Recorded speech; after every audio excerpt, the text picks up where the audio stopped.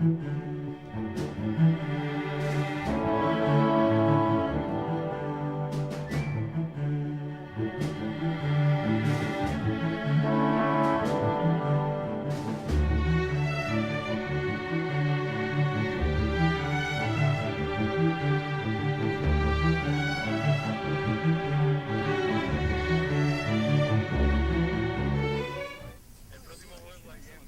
morning, everyone. My name is Roberta Schaefer, and I'm the President and CEO of the Worcester Regional Research Bureau. And thank you all for coming this morning, on this beautiful morning, to this lovely facility. We want to express our gratitude to the the Central Massachusetts Regional Planning Commission for hosting today's event. And to greet us today is Larry Adams, who is the director of the CMRPC and also a member of the Research Bureau's board. Larry?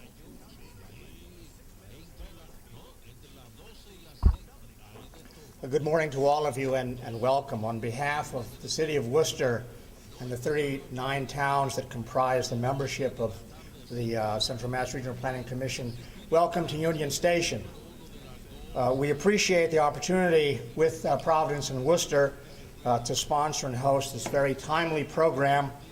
Our thanks to the Research Bureau for their foresight, the Lieutenant Governor's administration, and the secretaries for all their hard work.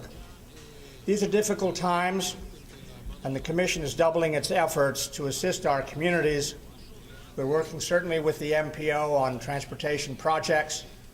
We're working with our neighbors here at Union Station, VHB, on the Worcester Regional Mobility Study, which is intended to improve connectivity and circulation in the region, to develop ongoing operations and maintenance practices that will keep us effective and competitive.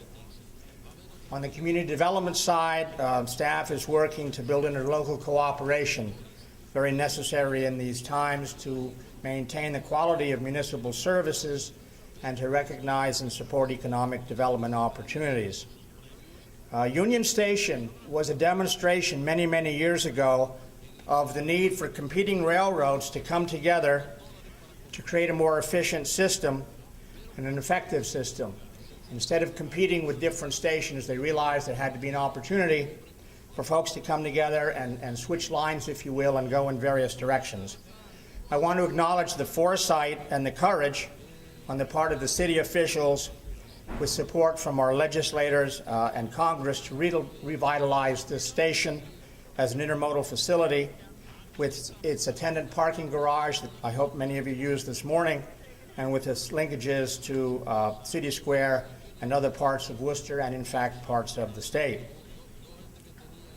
I hope as we move forward in these difficult times that spirit of collaboration and cooperation reflected early on by the railroads continues here at this Union Hall at Union Station with all of us here today.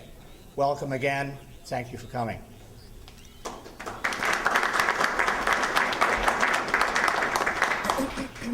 Thank you, Larry. Today's program, which is part of the Francis Harrington Forums on Municipal Government, is co-sponsored by CMRPC and the Providence and Worcester Railroad. Thanks again to Larry, and also thanks to Scott Conti, the President and CEO of Providence and Worcester Railroad, who's also a member of the Research Bureau Board of Directors. When I look around this room, I notice that many members of our board are here, and I thank you all for coming and for your support. We wish to express our appreciation to the Telegram and Gazette for advertising this event, and to the City of Worcester Government Channel under the direction of Judy Warren for videotaping it. This event will be rebroadcast on Worcester's Government Channel, as well as on many local government channels in the area towns. You can check your local listing for that. And be sure to visit the Research Bureau's website at www.wrrb.org, where you can read all about our events and download any of our reports. And you can be notified of all new postings if you just give us your email. At the back of the room there is a basket, and please leave your business card so that we can add you to our email list. And we also have a blog on our website, so we hope that you will join the conversation and discuss public policy issues. I'm also pleased to announce that the Research Bureau will be holding its 24th annual meeting on June 3rd at noon at Mechanics Hall. And our featured speaker is Amity Shlaes, who is the New York Times bestselling author who wrote a book in 2007 called The Forgotten Man, which provides great insight into what worked and what did not work in getting the nation out of the Great Depression. And we will be also hosting a forum on addressing the student achievement gap in public education on Thursday, May 14th at the Worcester Technical High School, and you'll be getting notices of that very soon. At this time, I would like to turn the program over to Attorney Brian Buckley, who is the Research Bureau's chairman of the board. Brian was very instrumental in helping in getting this panel organized today. Brian, thank you.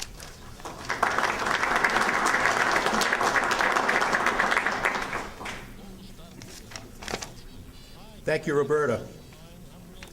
While researching the origin of Fletcher Tilton Whipple several years ago at the public library, I came across a local newspaper published in the 1820s. Its editorial page lamented the lack of political influence our region had in Boston. The rise of Tim Murray in 2006 changed all that. It is a comfort to us all during this time of economic upheaval and travail that Worcester now has a seat at the table where important decisions are being made that affect all of Massachusetts. It is also a comfort to know that our Lieutenant Governor, who along with City Manager O'Brien are the architects of our Worcester Renaissance, arrived on the job already conversant with the challenging issues involving economic development, public education, and transportation. His exemplary service as our mayor left him no stranger to making tough budget decisions, which require a blend of intelligence and compassion so that public policy succeeds in doing the most good for the most deserving. Please join me in welcoming our Lieutenant Governor, today's forum moderator, Tim Murray.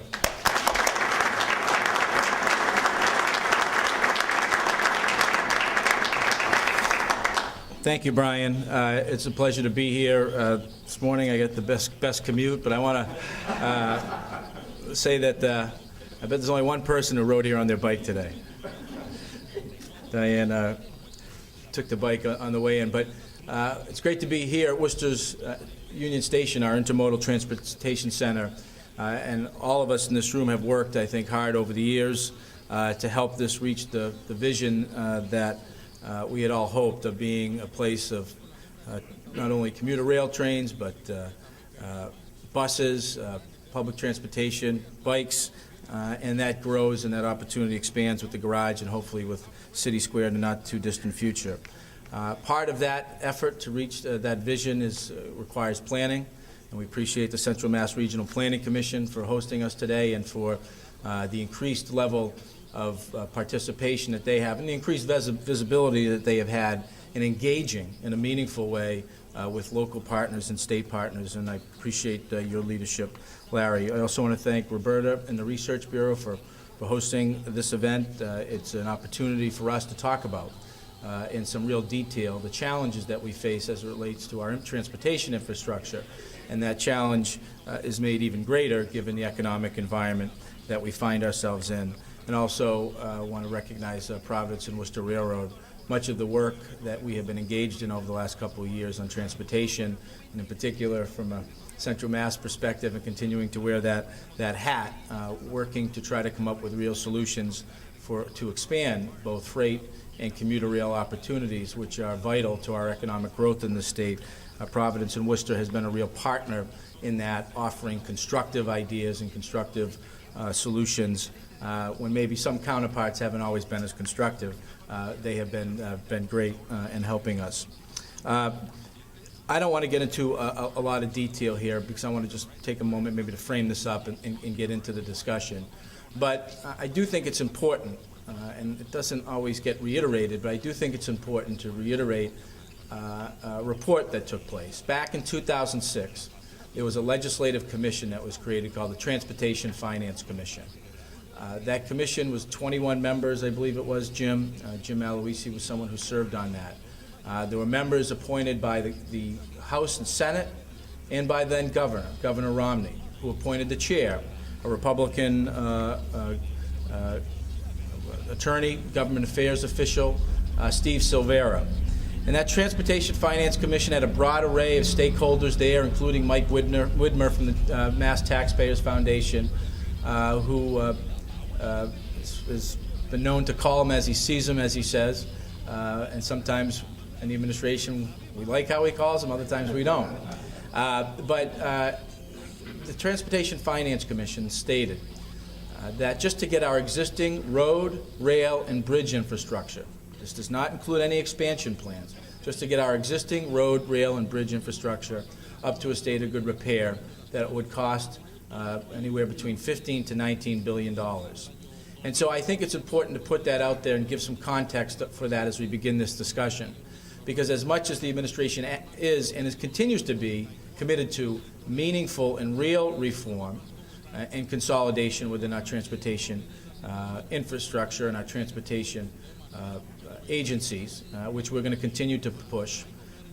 We also recognize, as the Transportation Finance Commission stated at the conclusion of their report, well over a year ago, almost 2 years ago, in fact, that there was going to be some revenue component needed to be able to address that deferred maintenance and deferred decision-making as it goes across our infrastructure from rail, road, bridge, from Berkshire County to Barnstable County.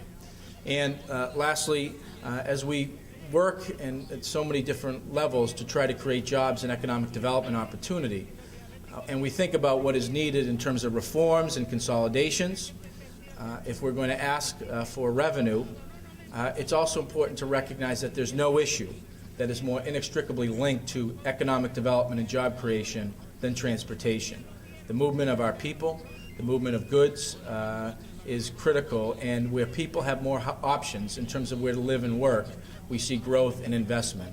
And I think Union Station is a testament to that, and as I've had the vantage point of traveling around the state to see where there are meaningful, well thought out, well planned intermodal transportation investments, you see economic development and growth. You see jobs, not only housing and reuse of buildings, you see businesses wanting to grow and locate in Massachusetts in some of those gateway cities, or companies that have some of their operations that can be moved from the financial district in Boston to more efficient office space and more cost-efficient office space in other regions. So there's a real opportunity if we can make linkages in terms of transportation of goods and people much easier, much more efficient, and that is a prudent investment. That's why this transportation infrastructure debate and discussion and reform is so important. I'm going to jump right in now to introduce our panelists. I'm going to give an abbreviated introduction. I've got their biographies, but I said I want to save as much time as we can for this.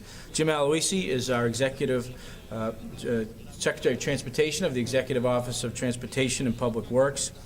He has worked in a variety of ways in government over the years, has also worked in the private sector as an attorney at the law firm of Goulston and Storrs, working in and around transportation issues from one end of the Commonwealth to the other, both in the public and private sector.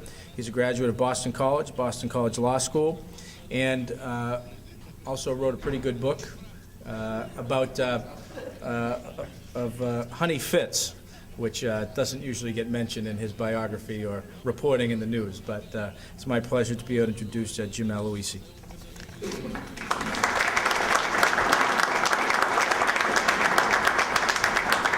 Thank you, Governor, and thank you all for having me here. I love Worcester. I really do. The title, Magic in the Air. Rose Kennedy, actually, it's a quote from Rose Kennedy, who said of her father, wherever he was, there was magic in the air. So that's the title of the book. You don't have to buy it, but it's a good book. It's a privilege to be here with the Lieutenant Governor and distinguished panel of friends and colleagues here today. And I see Mike Angelini in the back, who serves with me on the Turnpike Board. That's hardship service if there ever was. That's true public service, ladies and gentlemen. And I want to thank everyone for being here and appreciate the invitation from the Research Bureau and the P&W Railroad. I was here early today, so curious George that I am, I wanted to walk around, and I did a lot of that, and I noticed that there's a really nice monument to Christopher Columbus in front, which, you know, having Sicilian heritage and my background, I'm always delighted to see a tribute to Italos wherever I go. But I was thinking, gee, you know, it shouldn't be as hard to get to and from Worcester as it was to get on the Nina and Pinta and Santa Maria.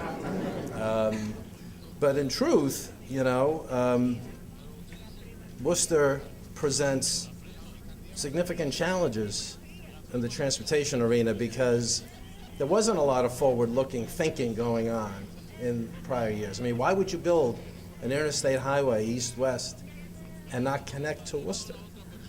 Like, what kind of decision-making is that? Not forward-looking. Not forward-looking.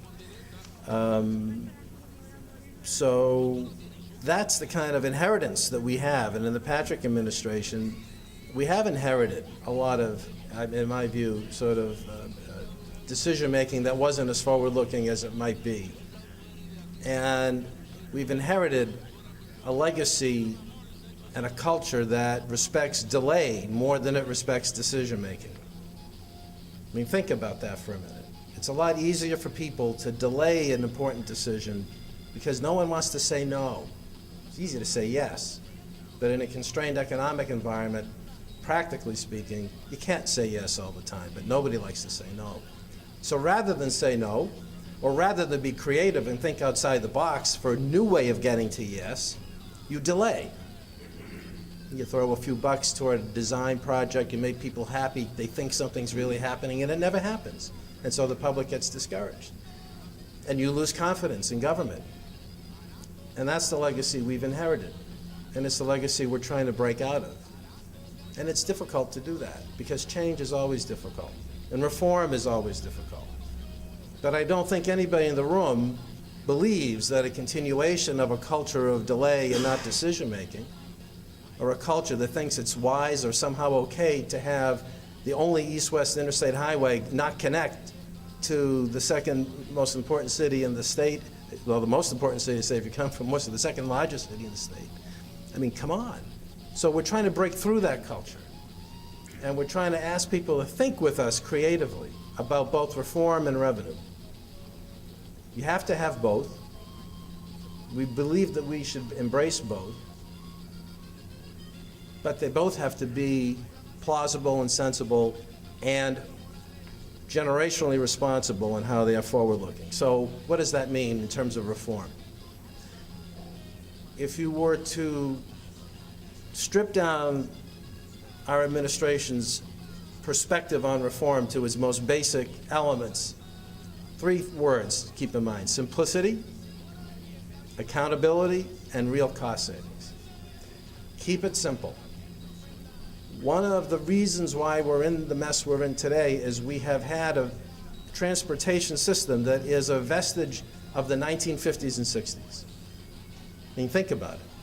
All of the silos that exist in government, quasi-independence, Turnpike, Massport, T. I love the T, I love Massport. It's not a criticism. It's the structure that we've inherited, where it is difficult oftentimes to get the kind of policy coordination that one would want in a modern organization.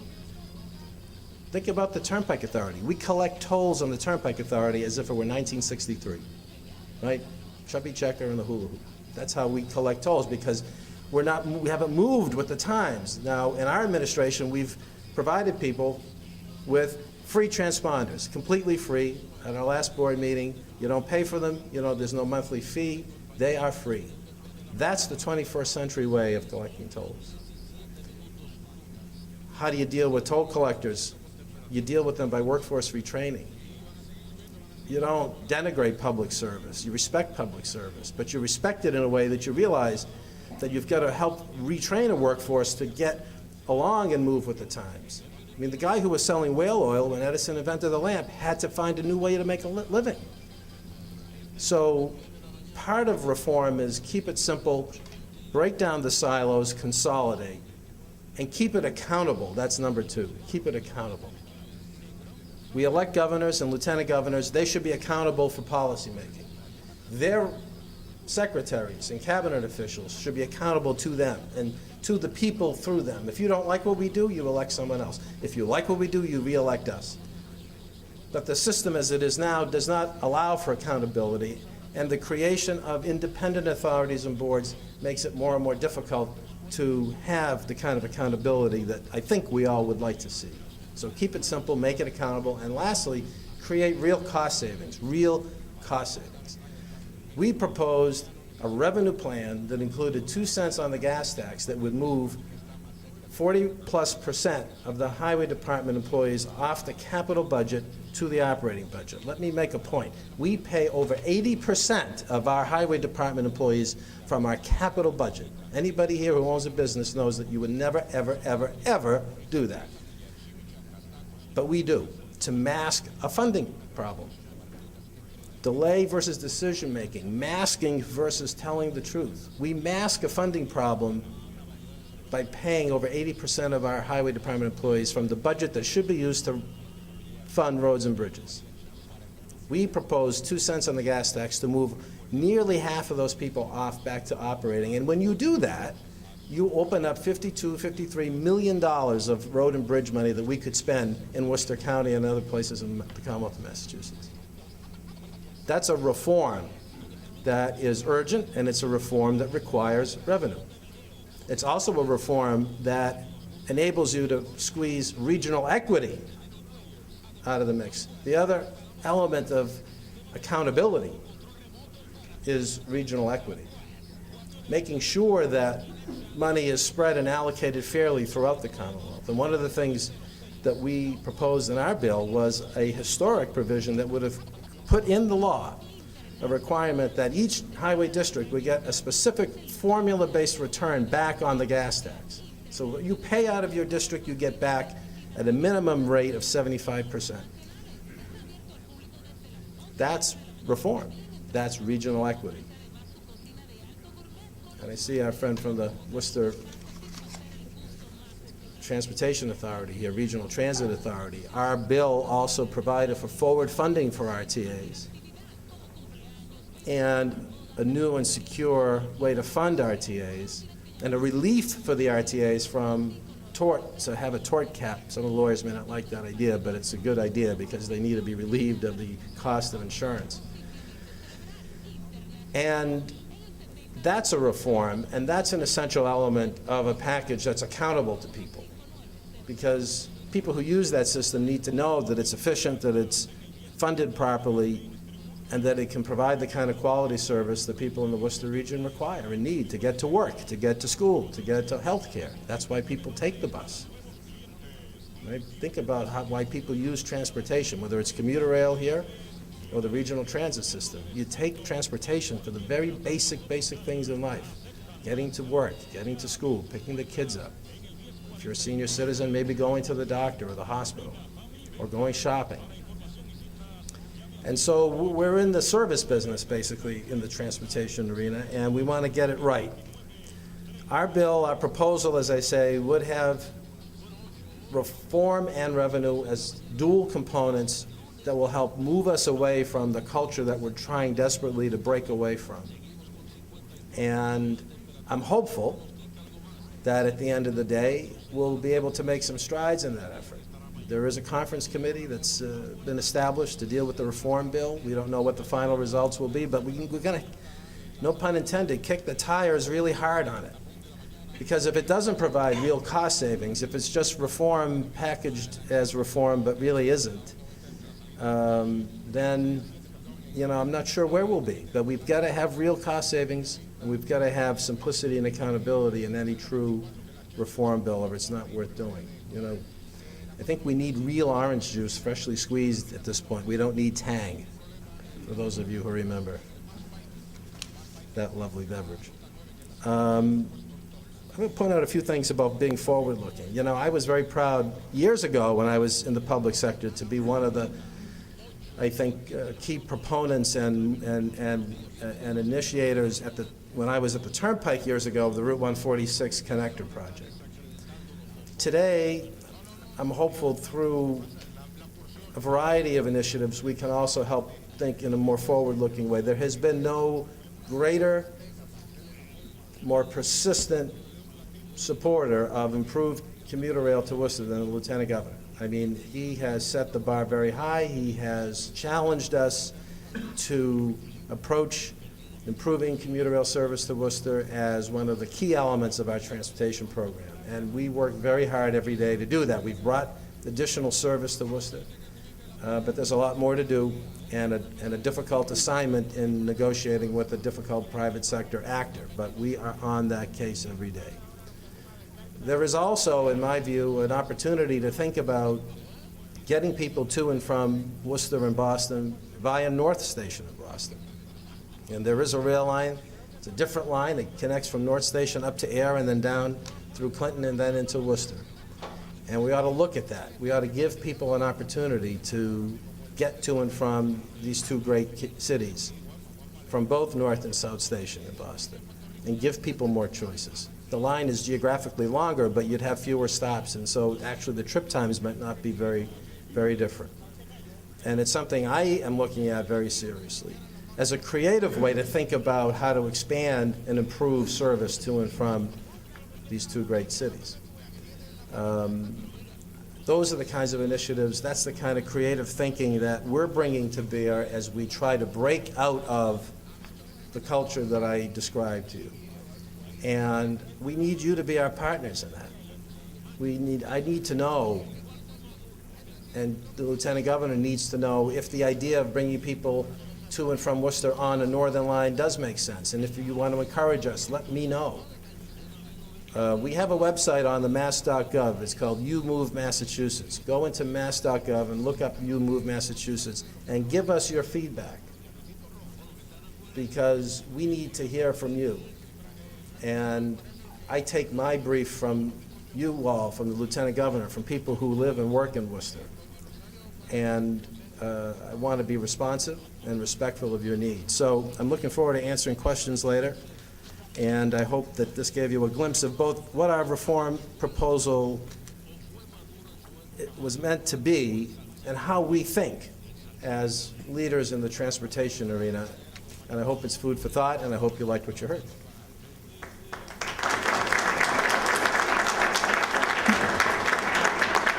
Thank you, Mr. Secretary. I'd just like to recognize a few colleagues in government who are in the room. City Manager Mike O'Brien, perfect timing. Sitting next to him is City Councilor Barbara Haller. City Councilor Gary Rosen is here, and I saw City Councilor Kate Toomey. Just 2 points on what Jeff laid out in terms of some of the some facts and figures on deferred maintenance and deferred decision making. He mentioned that what we inherited in 2006 was that 80% of the employees in the Mass Highway Department were on the capital budget. Just to give a little context to that, in 2002, 20% of the employees were on the capital budget. So in a 4-year span, it moved from 20 to 80%, and that's the type of masking, type of things that we've inherited. Similarly, and as we talk about deferred maintenance, one of the things that we did, and the report should be concluded sometime in the middle of this year, as it relates to the importance that we believe we should be putting in rail, both from a freight and passenger perspective, is that the administration engaged in the first rail master plan for the state since 1989. And by doing that inventory, reviewing all of our rail assets from both a public and private perspective, not only do we have a more accurate inventory of where we stand, but it positions the Massachusetts more competitively to take advantage of some of the federal transportation money as it relates to rail to take advantage and access some of that funding by having an up-to-date plan. And the good news is that there seems to be a real renewed commitment at the federal level with the Obama administration and the Congress to put money into our rail infrastructure. Our next speaker is Jeff Mullen. He's the Undersecretary and Chief Operating Officer of the Executive Office of Transportation. He's no stranger to this building. He's no stranger to Worcester. He grew up in Vernon Hill, graduate of St. John's, UMass, went to Suffolk Law School at night while working for Mass Highway in the right-of-way manager division as a position. He then later went to work for 14 years at Foley Hoag. In that capacity, worked on a range of public projects, rail projects, as counsel in those projects, and has worked, in fact, in the effort to restore this building, Union Station, working with the then Worcester Redevelopment Authority. And he is most proud of the fact that his brother, Paul Mullen, is a practicing attorney here in Worcester. My friend and Worcester's friend, Jeff Mullen.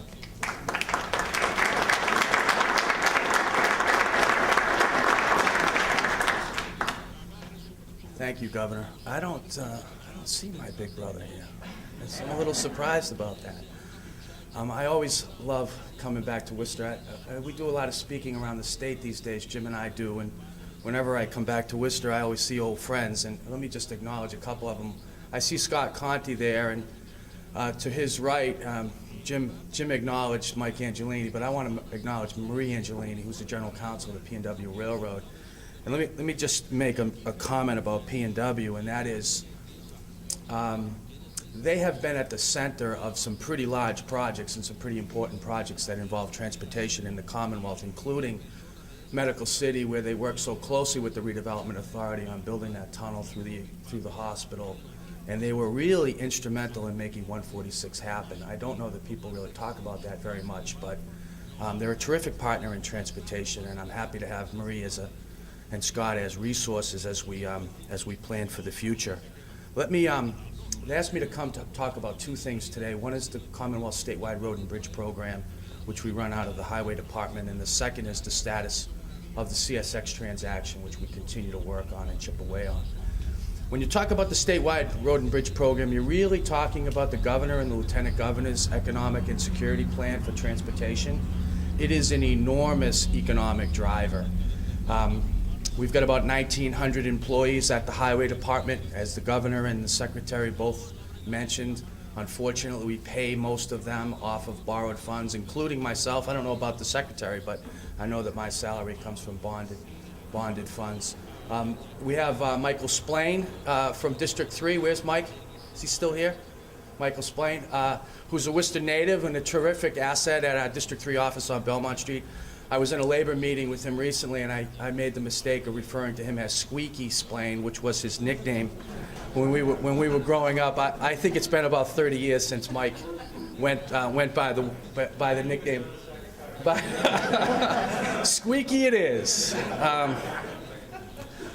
Those 1,900 employees are running three programs that are critically important to Central Mass and indeed the entire Commonwealth. The first is a $725 million statewide road and bridge program that reaches into every corner of the Commonwealth. You see the cones, the barrels, the flaggers, the police details, the contractors who are out there on the roads every single day. 60 of those projects are taking place in Central Mass, representing about $225 million worth of investment. I've brought a board that's in the back of the room if people are interested geographically on where those projects are. We've got another 22 projects in planning for Central Mass. So we've got a very large and robust statewide program manifest out of our District 3 office. The second program that the Highway Department is running is the Accelerated Bridge Program. This is a critically important investment that the governor and lieutenant governor have exhibited leadership on. It is $3 billion worth of investment in our most critically structurally deficient bridges. Again, a statewide program. We've got bridges like the Pleasant Street Bridge in Grafton on that list. We've got the Kenneth Burns Bridge. For those of you who aren't familiar with Kenneth Burns, he was a leader of the regatta. He actually brought the regatta to the lake. The Kenneth Burns Bridge is the Route 9 crossing over the lake. That bridge will be redone under the Accelerated Bridge Program. And the third program is the stimulus program, which unfortunately is not as large as all of us would like, but it is $437 million worth of road and bridge investment that's brought to us courtesy of the federal government. We've got a few projects in Central Mass, including a resurfacing job down at Route 20 at Edgemere. We continue to look for projects in Central Mass. We've got about $40 million set aside for economic development projects. So for those of you who are involved in economic development in Central Massachusetts and are interested in having us look at a shovel-ready and shovel-worthy projects, you should get in touch with us. We're looking for projects that create jobs, not just in the ground and not just manufacturing supplies and materials for us to build roads, but we're interested in projects that leverage more jobs. So projects that create roads to an economic development area are favored by us for those purposes.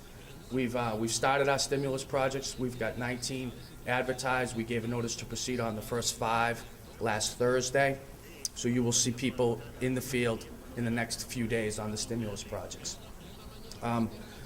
The second item that I want to mention is the CSX transaction. I'm gonna move through this fairly quickly. We've got 2 more speakers to go, and then I want to take your questions. People should really understand how important the CSX deal is to Worcester. It will make Worcester the central rail hub of New England. There is no doubt about that. It is closely associated with a companion transaction that CSX is working on with Harvard University in Boston, which will relocate its central yard at Alston, the Beacon Park Yards, to an area in central Massachusetts. The importance of that is that CSX sees its northeastern terminus as the city of Worcester. It's critically important to understand that in terms of how CSX, a Fortune, I haven't checked the newspapers today, but there used to be a Fortune 30 company. They could be a Fortune 200 company now. I know that sales are down, but they are nevertheless a large company with a lot of national reach. And for them to make that kind of investment in the Commonwealth and to have its home base in central Massachusetts is critically important. We've got 3 updates on the CSX transaction. Several months ago, the Lieutenant Governor, Senator Kerry, Congressman McGovern, and several others came here to announce the purchase and sale agreement, which we signed, which resulted in some additional trains coming into Union Station. And that itself was groundbreaking. We continue to work on 3 critical areas of that transaction. The first are the bridges that we agreed to fix between the New York State line and the town of Westboro. Those are under design and will be advertised as part of our accelerated bridge program. The second is the Johnny on the Spots that we nicknamed as a part of trying to increase maintenance. I'm going to leave to the general manager the discussion about service issues that plague the Worcester line, but I will tell you that both the MBTA and EOT are working extremely closely with CSX to get increased maintenance crews out on the line so that they can respond more readily to the problems we see. The fundamental problem there is that the line gets dispatched from Selkirk, and the response time on problems on the line are just not adequate enough for what the Commonwealth and the MBTA need to improve service on the line. That's a little bit of a short-term fix while we work on the bigger issue of relocating the yard and getting more trains into Union Station. And the third issue that I'll give you an update on is the liability issue, which has plagued the transaction from the start. I say plagued. We've become a national leader in this issue of fault, no fault, which I'm sure you've read about in the Telegram. The issue in a nutshell is that CSX insists on a no-fault arrangement. We want a fault arrangement in terms of liability. Boiled down, what that means is that in the event of an accident between a passenger train and a freight train, CSX's position is you take responsibility for your assets. So you take responsibility for the damage done to your freight rail, for your trains, for your equipment. Now, as applied to us in the case of the MBTA, that means that we take responsibility for our trains, our track, and unfortunately our passengers. So it's 100% responsibility for any passenger, regardless of fault. That strikes us as an issue that is not fair, and we continue to work with CSX on that. We are hopeful that through a combination of insurance, of the fact that there will be in the future fewer freight trains running the line between Worcester and Boston, because instead of terminating in Boston, they'll be terminating in Worcester, and the application of something called positive track control, which was required by the Congress last year. We will decrease the chances of an accident on the line such that we're able to reach an agreement with them. I was in Worcester on Friday afternoon. I met with CSX's officials on these very issues. As the Secretary said, we are at work on this on a daily basis. There are few other more important issues for us than to get this rail situation resolved, because it's not just good for central Massachusetts, but it's the type of deal that has reach throughout the Commonwealth. Included in this deal are the commuter rail lines to Fall River, New Bedford, and there are 2 strategic assets in Boston that we would like to get to increase the MBTA service area. So it's tremendously important. Let me sum up by stressing the importance that Central Mass has for all of us in Boston as we manage the transportation policy of the Commonwealth. I want to acknowledge the leadership of the Lieutenant Governor on all of these issues, and I want to thank you very much for being with you this morning.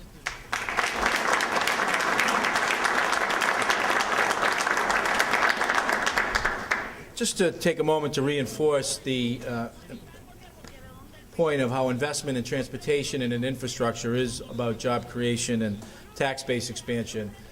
Some of the highest priced real estate in the city of Boston is in and around South Station.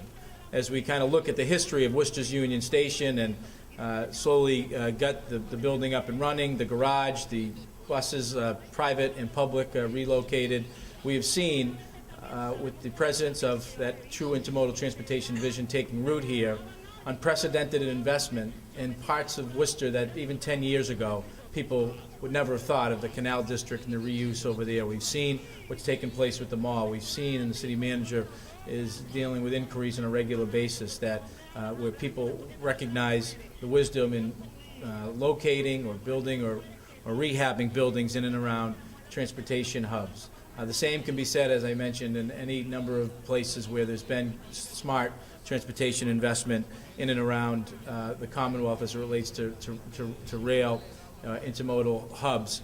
But similarly, as Secretary Mullen and Aloisi mentioned, every day when I travel into Boston, I travel Route 146. And to see the economic development that is taking place in the reuse in an area that was once considered to the dismay of many of the neighborhoods down there, kind of Worcester's dumping ground, in the sense that we had 2 landfills in that area. And that's hey, that there were people neighbors who felt that much of the city felt that way about their neighborhood. You had 2 landfills in that neighborhood, and also you had a couple of vacant factories at the time and one that was closing down. But I think it speaks to the power of prudent and smart transportation investment and what that can unleash. Nobody has fought harder to help create that vision in the Route 146 corridor. And where is she? Jane Petrella is here. But Jane and others, through citizen involvement, work with state officials to help shape that Route 146 Mass Pike Connector project in a way that will eventually lead, and has already begun to have that project recognized as a leader in working with the neighbors in historic preservation and architectural and aesthetic features. And it has unleashed new economic development opportunities to the benefit of the entire city and neighborhood. And that is the type of economic development that we envision around the state, and by making some of these tough decisions and providing that revenue along with reform. The next individual I'm about to introduce is Ed Frenny. He's the Aviation Director of the Massachusetts Port Authority. He's been serving in that capacity since August of 2006. He has 31 years working in the aviation industry, both at Boston's Logan International Airport and with American Airlines. He has been involved in a variety of different responsibilities, including issues concerning airport safety and security, obviously incredibly important post 9/11. He is someone who has been very committed in working with the new administration on issues of Worcester Airport and how Massport can take a more meaningful role. And another factoid that you probably don't know about Ed Frenny: he was the captain of the UNH National Championship hockey team back in the early 1970s.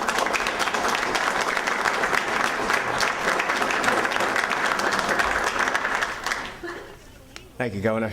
I also have a personal connection here in the city. I went to hockey school here in Worcester in the early mid-'60s at the Worcester Polytech Institution. I don't know if they still have that clinic, but it was a great stepping stone to the future. I also have 2 sons who graduated from Holy Cross, so I have a personal connection here in the city as well as just the airport. It's a pleasure to be here this morning, especially with people who recognize the importance of the airport here, and the region, what it means to central Massachusetts, and those who've worked really hard to preserve and promote this critical asset. I would like to also thank the Governor, Lieutenant Governor Murray, for his strong support of the airport over the years. His leadership has shown with the Metro Planning Commission and others to improve access in and around Worcester, including improving airport access. But as the aviation director of Massport, I'm not here to talk about roads. I'm here to talk about what we see the future is of the airport. We continue to believe that the Worcester Airport is a strategic asset with great potential and an economic engine for the central Massachusetts, and as a player in the long-range air transportation needs of the New England region. Airports are a big part of quality of life. Prosperity depends on access to first-class transportation, and that means air travel. But it's no secret that in the last 8 years, it's been among the most challenging in history for the airline industry. And while Worcester has suffered its share of disappointments since the downturn of air travel that began on 9/11, it's also important to keep in mind that the airport recently got new air service, while over 100 cities and airports in the United States lost all service together. It says a lot about the market here in Worcester. All of us saw the potential of the airport 8 years ago when 4 airlines served Worcester Airport. In fact, it was mentioned of service between Worcester and Boston. They're actually in the 60s and 70s. Eastern Airlines used to fly from Worcester Airport to Boston, if you remember. So there is air service to be had. We believe that the airport can get back there someday. We hope it will be soon, but we can't do it alone. The future of the airport depends on people using the airport and showing the airlines that they can do business here in Worcester. I was asked to talk about the possible ownership of the airport. As you know, it's very likely that in the near future, Massport will own Worcester Airport. The state legislature is currently debating the massive issue of transportation reorganization and reform. Both the governor and the House version of the transportation reform bill has Massport take ownership of the airport from the city. For Worcester, that would mean having the benefit of a transportation aspect critical to growth without the burden of carrying 21% of the operating costs of the airport that is currently losing money. For Massport, ownership would mean having the legal authority to do everything we can do to protect this critical aviation asset for the regional air transportation system. Since 2000, we've spent over $15 million on the airport, which equates to about $43 per commercial passenger. But by law, Massport can only pay operating costs. Owning the airport would allow Massport to invest in critical capital improvements that are necessary to maintain Worcester as a viable commercial airport. The present slump in air travel will come to an end, and when it does, it's important that New England has the facilities necessary to handle future air transportation. But the reality is that no one's building airports right now, especially in the Northeast, where land is so expensive and so scarce. So whatever the industry situation now might be, Worcester Airport remains a very valuable asset that will play a vital role in long-range air transportation needs of this region. But transferring ownership raises a number of important issues. Most pressing is how will it get done? The first issue is to consider is the actual value of the airport.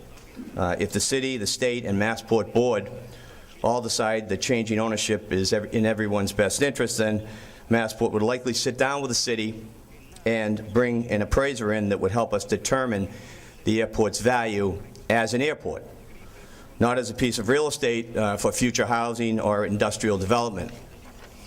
The second important issue is how proceeds of the sale will be distributed. I don't want to get everyone's hopes up that there's big money here to be made by selling the airport to Massport. The airport is part of a national transportation system. The FAA has invested a lot of money here at this airport, and under the FAA's grant assurance policies, it would almost certainly insist that any profits from the sale be plowed back into the airport. The federal government will want to be made whole for their investments that they've made so far. So the FAA would likely take the position that any funds paid to Worcester for the sale of the airport would be applied by the city to capital or operating costs of the airport. The real value to the city of transferring ownership to Massport is to get a money-losing airport off its books so that it might later be able to recap potential profits down the road and when the airport returns to profitability, and we expect it will. And that brings me to the third and final area for consideration, the nature of new partnership between Massport and Worcester after a potential transfer of ownership and how profits will be shared. For the past decade, we've been operating Worcester on behalf of the residents here in Worcester and Central Massachusetts. That won't change just because there's a new name on the deed, because no matter who legally owns this facility, the airport will always be Worcester's airport. What I'd like to just make a few comments about the service that we currently have and the future here. We're committed to this airport. We hired an experienced airline professional, Andy Davis, to help us turn the airport around. Andy's here today. The Massport Board will be holding its next monthly meeting at the airport in May to highlight our commitment. But I don't want to kid you, getting new service into this airport these days, or any airport for that matter, is very, very hard sell. Every airport in the region is hurting, which is why it's so important, the direct air service is so important to the city and the airport. But not only does direct air provide a real service for real passengers today, it also provides a litmus test for other airlines that have their eye on Worcester Airport. These airlines are sitting on the sidelines, and they're waiting to see if direct air can make a go of it here in Worcester. On paper, Worcester has a good story to tell. The fact that direct air is here at all in this difficult environment speaks to the potential of the market here in Worcester. The airport has some 2 million people living in towns that are closer to the airport than any other regional airport. That represents more than 5% of the New England population. Massport will continue to aggressively market Worcester with airlines for new service.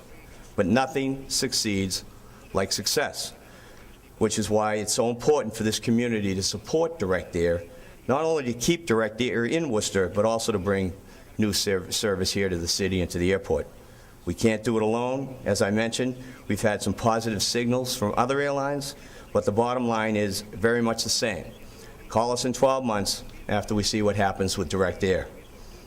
And as important it is to talk about who owns the airport and what will become of the proceeds for any sale, what other non-aviation revenue opportunities for the airport might be out there, like leasing arrangements for the industrial parks or the generation of solar power, what really matters to this airport is that direct air is a success. Loads haven't been consistent. There have been highs and lows since the service started in November. We haven't tapped a large college market for leisure travel that's out there, but if it is, we all feel pretty good about the future of the airport, given the feedback we've received from other airlines. But if it isn't, then we have a lot of work to do, and the bottom line is that we need everybody's support to get that done. I appreciate my invitation here, and thank you, Governor, for allowing me to speak. Thank you.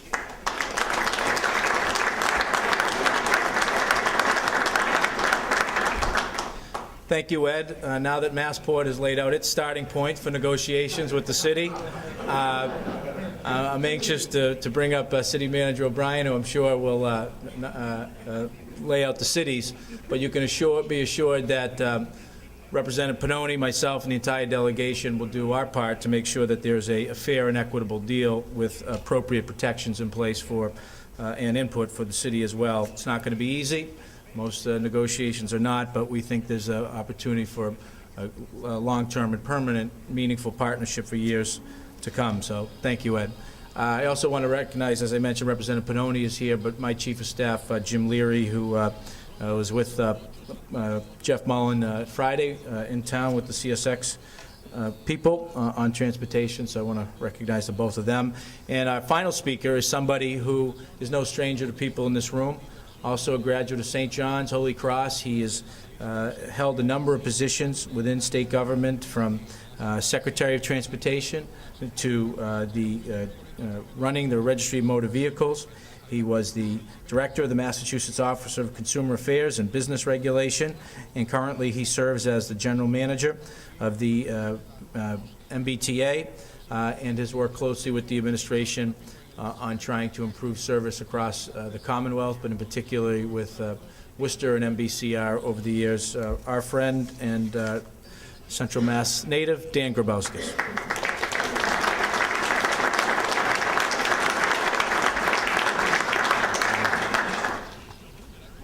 Thank you very much, Governor. It's a great pleasure to be here. First, let me start by thanking Roberta Schaefer and the Worcester Municipal Research Bureau. I've had the pleasure of knowing Roberta for getting more than 25 years, and she does a fantastic job leading this organization, so I want to say thank you. I also want to thank the Lieutenant Governor for his invitation to be here. A lot of times in forums like this, you will hear people perhaps offhandedly credit politicians for work. Let me emphasize what you've heard from every speaker.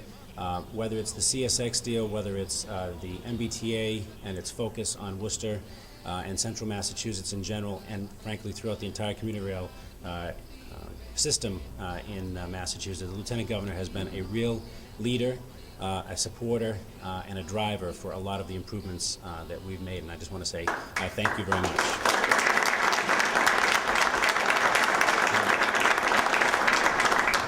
I'm going to be optimistic and hopefully also brief, although I did do a PowerPoint presentation which I'll fly through. And optimism in the current financial environment facing the Commonwealth transportation system might be a little bit difficult. And I was struck on my commute out here today to hear that Mayor Menino, in recognizing one of Boston's native sons, is actually dedicating on the corner of Boylston and Charles Street a plaque to Edgar Allan Poe. For those of you who don't know the address, that's the State Transportation Building. So, horror, macabre, there's a lot of things I could say about what's facing us, but I hope that that's less about what our future is than what you've already heard. Just very briefly, I never miss an opportunity. One of the things that I was struck by at association with the MBTA for several years, but until I got there, I didn't just realize how massive an organization it was, and frankly, as has been discussed, not only just the transportation, but the economic development benefits. But we're fortunate to have the 5th largest transit system in the United States here, and we cover all modes of transportation. And over 4.5 million people in 175 cities and towns benefit. It is a very vast organization to support that kind of activity with over $9 billion in assets, over a $1.5 billion annual operating budget. And the T is the 2nd largest landowner in the Commonwealth, only followed by following only the Commonwealth itself. And I think that is further emphasis to the point that the Lieutenant Governor made about transit-oriented development, where we see amazing activity in and around places where public transportation is available. And Union Station and Worcester and the Worcester commuter rail line is no exception. We have a vast network. I will often tell folks, if I want to really impress you, the MBTA is America's first subway. We're we were the first of this and the first of that. But we're also the oldest, if I want your sympathy, and that gets to a lot of the investment that the Transportation Finance Commission and both the Lieutenant Governor and Secretary Aloisi spoke to in terms of our challenges. We have, again, that very large and vast network. We also have a network that's getting on to 111 years old. We are funded primarily in 4 ways, and I'm going to spend just 2 minutes on the financial situation for the T, because in this case there is an expression, the past is prologue. Well, present is also prologue, and in all that's facing the optimistic future that we want to see for public transportation, in particular in this morning's discussions for Worcester, you have to understand the financial challenges that we're facing. We have a dedicated sales tax of 1 penny of the sales tax that comes to us. We have assessments on 175 local cities and towns. We have fare revenue, and then so-called non-fare revenue, which is real estate, proceeds, advertising, and the like. And I mention that because there are 2 things, only 2 things you really need to understand about why the MBTA is in grave financial peril. One is that when forward funding, so-called, was created and imposed upon the MBTA to have some financial discipline, the expectation was we're going to give you 1 penny of the sales tax. That 1 penny should grow anywhere between 3 and 6% based on the previous 10 and 20 years. Well, this is what's happened over the last several years, and 55% of the MBTA's budget is reliant on a source that I do not control.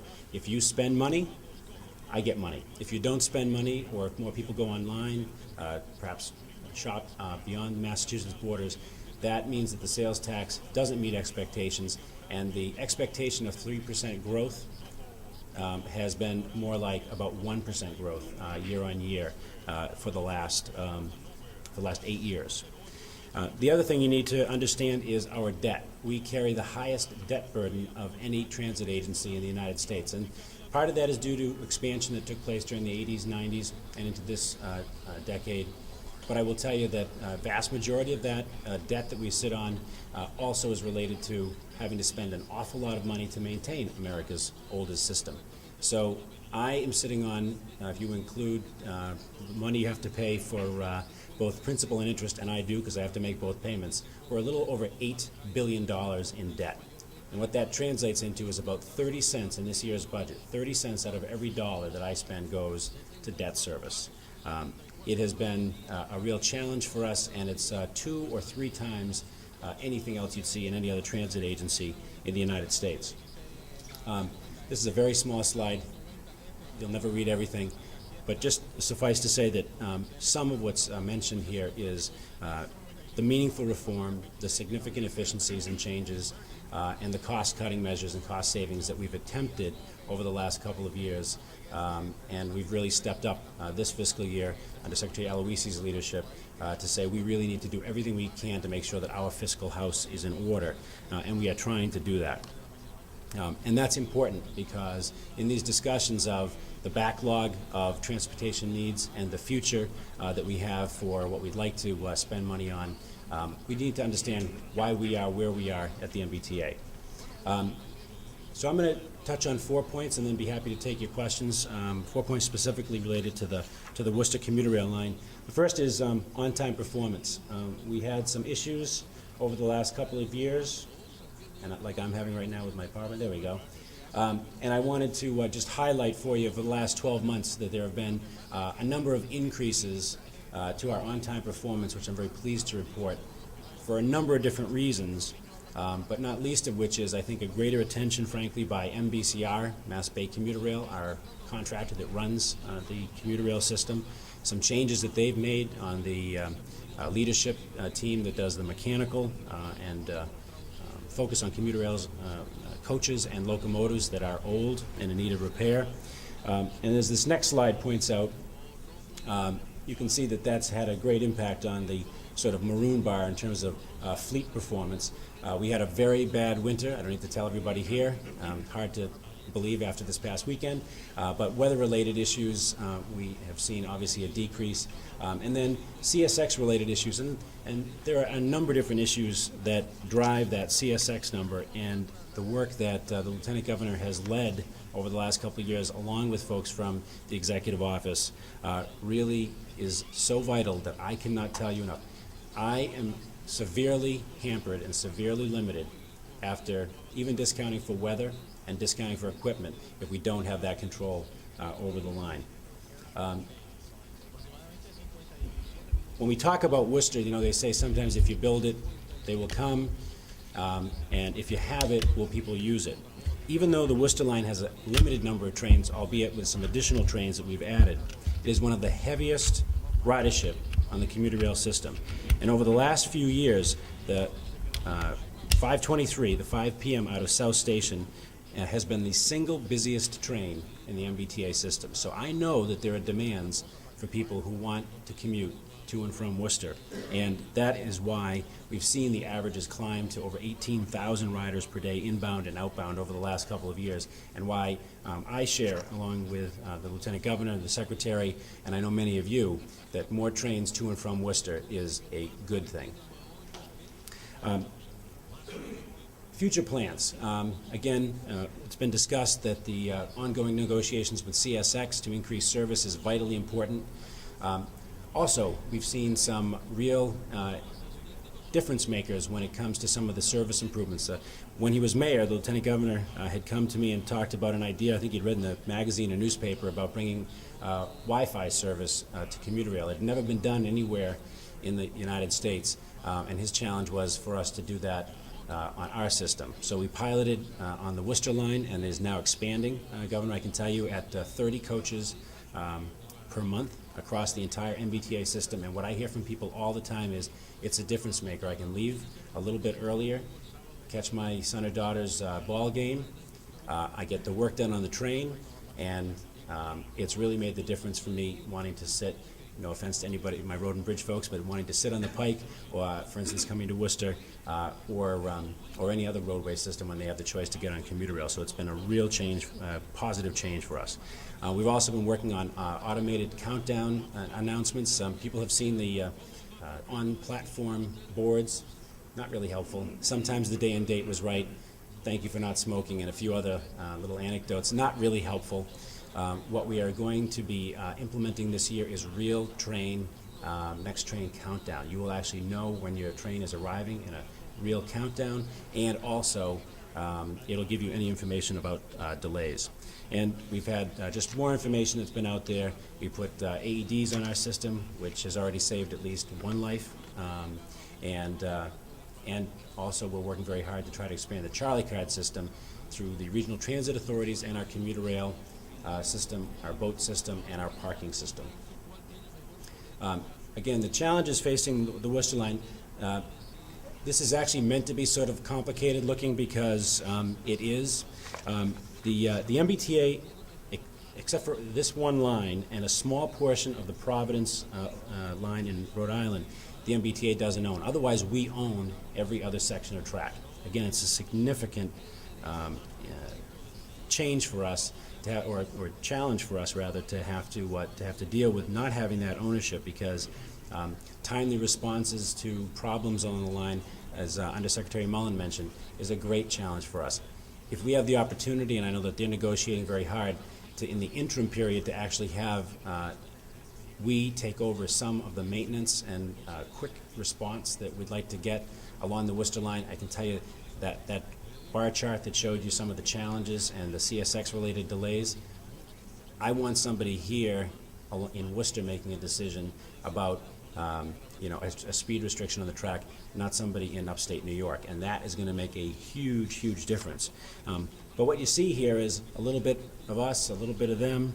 The MBTA sets fares, schedules, owns the fleet, funds fleet projects, owns a portion of the right-of-way, and then contracts with CSX for track usage. MBCR, our contractor, employs conductors and locomotive engineers, operates the trains, and does station maintenance. But CSX owns a portion of the right-of-way and maintains all tracks and signal performance along the right-of-way.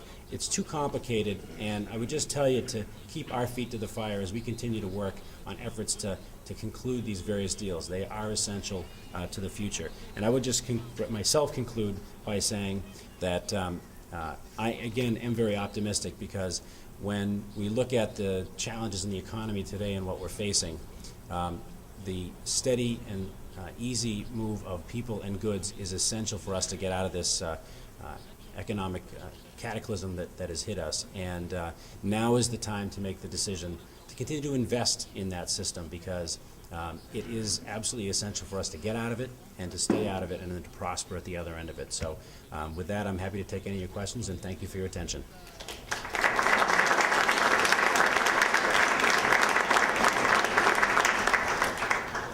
Thank you, Dan. Let me just say two things before we open it up for questions.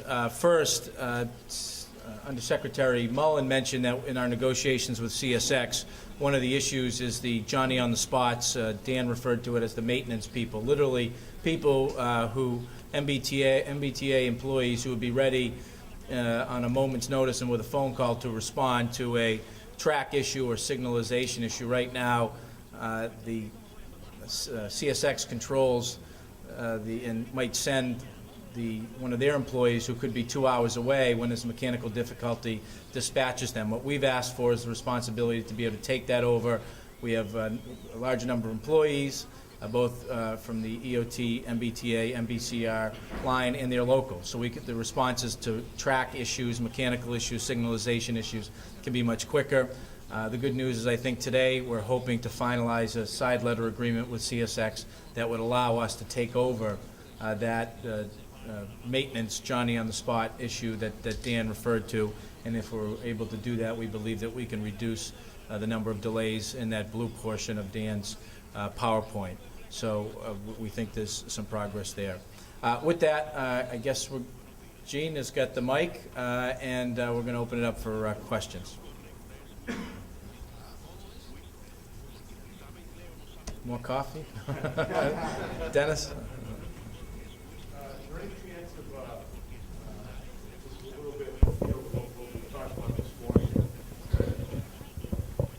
Any chance of any increased Amtrak service, like to New York City out of Worcester?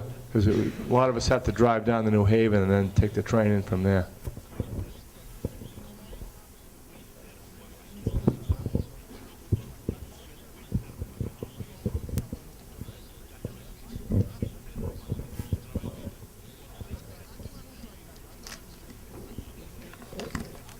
This is a long way of saying I have no idea. But, I mean, none of us control Amtrak. I think clearly they've got their own sort of fiscal and scheduling issues, but we are trying to improve, help Amtrak improve its service along more corridors in Massachusetts. So, the answer is, yeah, we try to be in dialogue with them. They've actually got some funding out of the Recovery Act, the Federal Recovery Act, to spend in the Northeast Corridor. Depending on how they decide to spend that money, we could be working with them to improve a variety of sort of service areas in Massachusetts.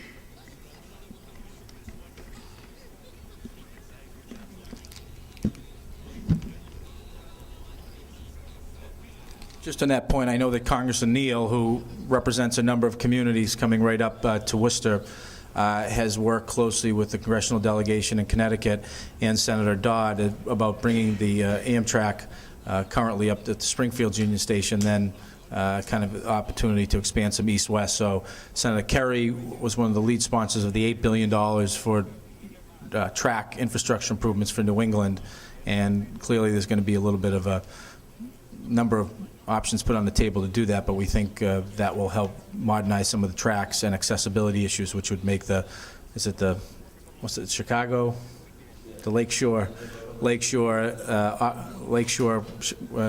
train a little bit more timely, and also opportunity to kind of improve times in New York.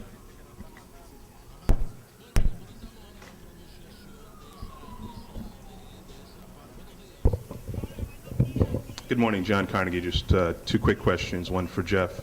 You'd mentioned that you have an economic development component of the economic stimulus bill. Are you looking at retrofitting your streetlights to use a more efficient technology? That's one question.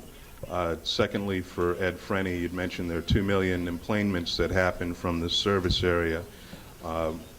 Usually those of us who do fly also have our personal information that we share with the airlines. Usually a Social Security number is incorporated. I'm just wondering if in the process of trying to build that business case for air service at the airport, some of the carriers that are looking to leverage their inventory or increase their load factor might want to find more technologically efficient ways to communicate specials. And if Direct Air is in the process of making that business case, I know that there are certain markets that they had targeted, but one of the final things I'd like you to take a look at is a cost-benefit analysis. When I have to go into Logan, it's about $28 a day to park there. And so when you look at a savings to fly out of Logan compared to what it might cost for the fuel and the tolls from the Pike, there may be some ways to build that case and have some alternatives. So just wondering if any of that kind of a technological approach has been entertained in building that business case for the airport going forward. The answer to the first question is yes. The City of Newton did exactly what you're speaking about. We're working with Secretary Bowles at the Executive Office of Energy and Environmental Affairs on that initiative. I don't know the outcome yet, but it's definitely something that we're looking at in connection with stimulus. Thank you. The answer to the question about technology is that we are working very closely with our current carrier here in Worcester, Direct Air. They're not as sophisticated as some of the major airlines, but we've done a lot of work with them to try to point out the advantages of flying out of the Worcester Airport, and obviously cost is one of those. It's only $7 to park at the airport as opposed to $28, as you pointed out, at Logan Airport. I have to be very careful because I like to promote Logan Airport, but I'm here to support the Worcester Airport as I've done over the years. Andy Davis, our new manager of the airport, is very up to date with the offerings that are out there, and again is working very closely with Ed Warnick, who is the president of Direct Air, to point those things out. As I said in my remarks, there's an untapped market here in Worcester. I think in the college group, we did a small survey of our own, and we have a good idea of where people are coming from. It's pretty close into the airport. To use the airport, believe it or not, access to the airport isn't an issue with the people that are flying on Direct Air. And as you probably know, the price of an airline ticket is what drives people to fly. Right now, Direct Air has priced their tickets very reasonably. In fact, it takes about 70% load factors for them to break even. They're nowhere near that right now. They're at about 46%, 47%. They have their highs and lows. During the holiday seasons, they're running full airplanes in both directions.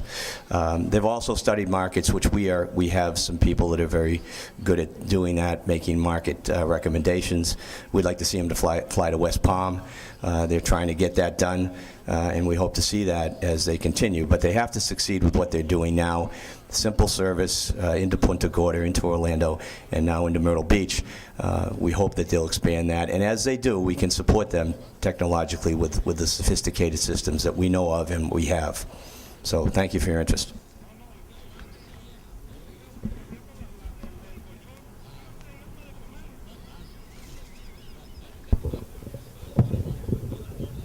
Hi. Hi, John McQueen, Regional Transportation Advisory Council. Couple of questions. Number one is relating to the CSX and when the realistic, I guess significant benefits might be realized here in Worcester. Because it's my understanding that adding tracks and service is really going to happen when the Alston rail yard is relocated somewhere west of here. And just wondering if that's, you know, is it 5 years or is it maybe 2030? That I think Ned Cott had sort of referenced when we were talking about new stations. Secondly, I guess this is for Dan. What, in terms of hard decisions for reform, can be made both for current and forward operating budget control with the benefits, medical and pension benefits that seem to be out of line with the rest of the state employees? It would seem as though possibly hundreds of millions of dollars might be able to be reapplied, saved and reapplied to real operating things. So, It's probably less than 5 years. Definitely won't be less than 5 years unless we keep our feet to the fire. Whenever I speak in public, I remind people that it takes a real schedule and it takes real effort and real vision to achieve this, but I predict it'll be less than 5 years. In response to the question, I started off my little talk by saying I'm optimistic, and one of the things I'm optimistic about is that we need to understand at the MBTA that we've been out of whack when it comes to a lot of the basic benefits that our MBTA employees have received. People are not just frustrated, they're actually downright angry about the fact that in this day and age where people have gone from defined benefit packages to 401ks and have to work 30 years, 40 years before they get retirement. At the MBTA, you can start, and 23 years later, regardless of age. Just a couple of years ago, you could retire, get 57% of your salary, and have no co-pays or deductibles for the rest of your life in retirement for health care. Nobody's got that. The governor's bill and the legislative bills that are currently in conference actually will eliminate 23 now and make it a minimum of 25 years of service and 55 years of age. There are significant proposals to move the MBTA employees from the independent healthcare system that we maintain at the MBTA, which costs me, by the way, about $110 million a year in healthcare costs, maybe to the Group Insurance Commission, and see that there will be some savings involved in doing that, as well as a number of other measures that I would say that I support, that I think our unions are realizing that are going to happen, and that with Governor Patrick, Lieutenant Governor Murray, and both the Speaker of the House, DeLeo, and the Senate President Terry Murray, all of them, everybody's gotten together. There's an understanding that business has to change, and I think it is going to change, and it is going to save us a lot of money in the long run, millions and millions of dollars.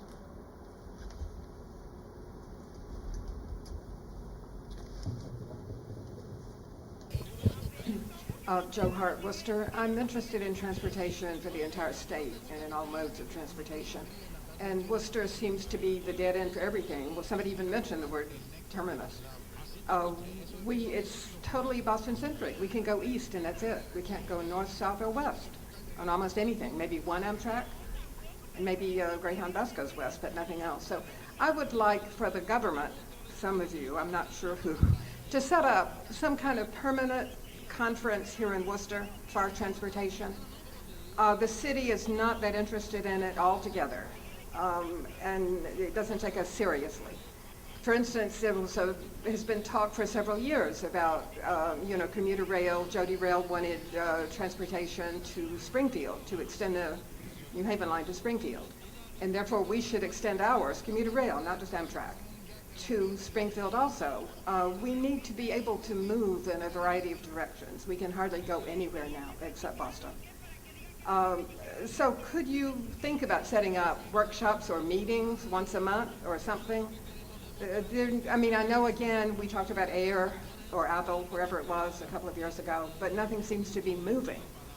And of course, here we have severe problems with the local bus system, which is, of course, being cut to shreds.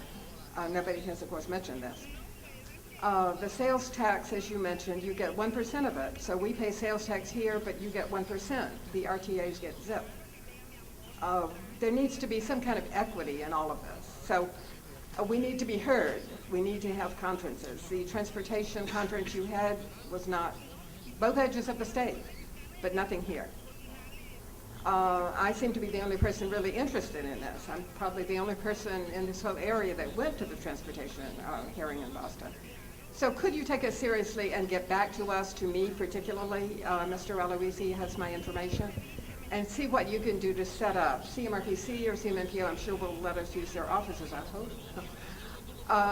See what you can do to involve us in it. We don't want transportation strictly to go to work, to go to school, to go home. We want transportation the same as anyone who drives a car. We want to go a lot of places and do things. Thank you.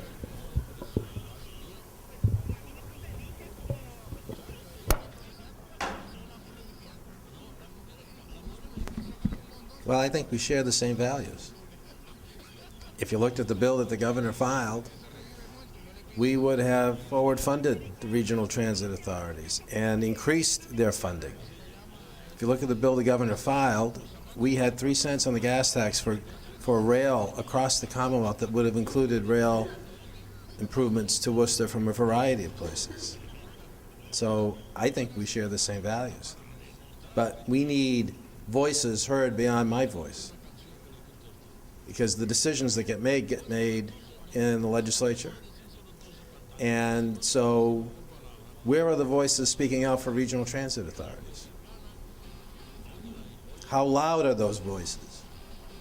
Because to join me, those voices need to be louder. But I think we share a common value system in thinking that transportation has to be regionally equitable. I mentioned earlier, we had a proposal that would have been in the law that would have required a return on the gas tax to each highway district. Historic, for the first time. So you don't have to trust me or my successor or her successor. It'll be in the law that that'll be returned back regional equity is critical to beginning the process of building trust. Because as I said earlier, and what you've described is part of that legacy. Delay and don't make a decision. Mask and don't tell people the truth. We have to get beyond it. So I think we share the same values. So I'd urge you and others of like mind to do what you need to do to make your voices heard, to support the kind of regional equity initiatives that we've put on the table, and to support expanding support for regional transit authorities, and to support expanding investment in rail investments, and to make sure that you get a return on your gas tax here in Worcester County. If we begin to do that, we begin to break through the culture that has prevented us from getting to the place where I think you want to be and where I certainly want to be. Time for one more question. First of all, I want to thank you all for coming. This has been very, very informative, and I'm sure the audience will agree. Mr. Freni, I had one question for you. You mentioned that for the current, for the direct air service, we don't need an access road. If we were to return to the business traveler, because direct air is primarily the leisure traveler, would Worcester Airport need an access road?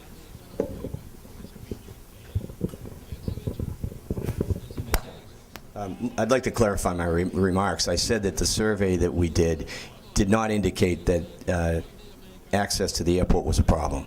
However, if we do have better access to the airport, it's no secret that that would really help us sell new service and go to airlines and get them to be more interested in service in and out of the Worcester Airport. When I was with American Airlines, we did the Eagle service. We put Eagle service in here. We started with small Saab aircraft, graduated to what they call RJ's regional jets. We were flying to Chicago. If you remember, we were also flying to Kennedy. Those airplanes were flying with about a 40% load factor, similar to what's going on with direct air.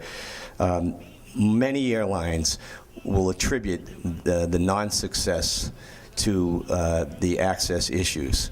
And so what I'm trying to say is that it is an issue, and I think if it was, and I commend the governor, Lieutenant Governor, for working with us to try to help with that problem. And if it was corrected in the future, and I know it's a long-term issue, you would see more interest in the airline business, I'm sure. Thank you.